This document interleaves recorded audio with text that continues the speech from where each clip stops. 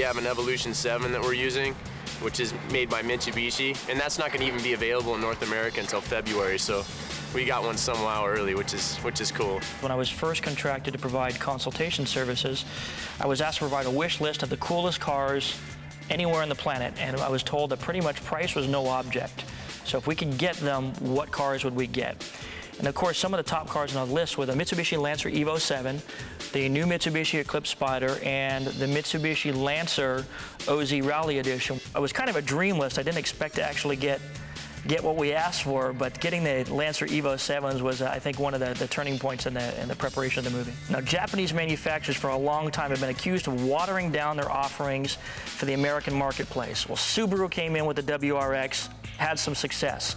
Mitsubishi, I think, was very savvy in saying, hey, let's bring a car even better than that to the U.S., and that's the Evo 7.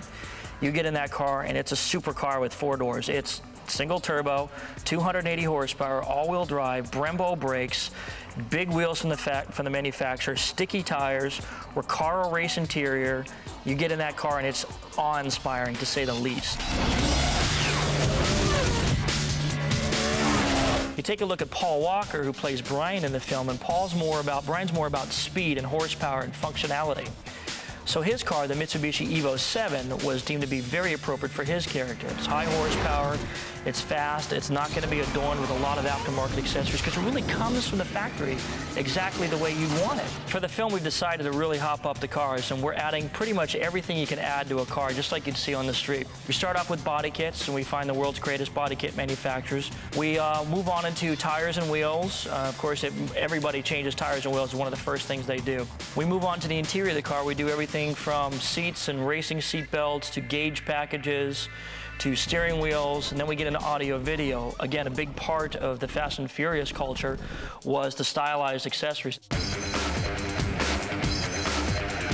Having one hero car, you create one hero car, you need to have a total of 4 cars. One is called a buck car, which is a car that's cosmetically identical to the hero car, but will be used on a gimbal or on a soundstage in front of a green screen or a blue screen. So cosmetically, much of the car needs to be identical to the hero car. Then you have 2 other backup vehicles. They're usually stunt vehicles. And the stunt vehicle needs to be used on first unit, which is where the actors work, or on second unit, where the stunt sequences take place. So those cars will get banged up during a day scene or a night scene and have to be fixed and made ready for the next day.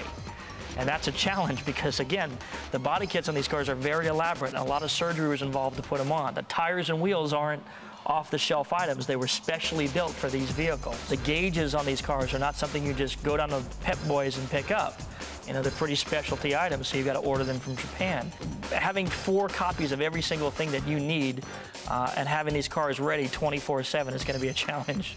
That's kind of the sad part of my job, is watching what happens to these cars after filming begins. You've got the one hero car, which everybody tries to baby and tries to take real good care of because the hardware on it's more elaborate. Everything works on the car. So you're trying to take real good care of those cars. But the 3 replica cars, those things are trash. They might as well be rental cars in Bucks, North Tennessee, because they are tore up. They are jumped, they're skidded, they're flipped, they're banged into curbs. Body kits are ripped off 4, 5, 6 times. Hoods fly up, tires are burnt off. Special effects things are hooked up to the car. Camera rigs are hooked up to the car. I mean, I love cars. I love driving fast. I mean, if I'm not surfing, I'm usually racing around. So this job, it's really, I mean, not to sound so cheesy, but it really is a dream come true.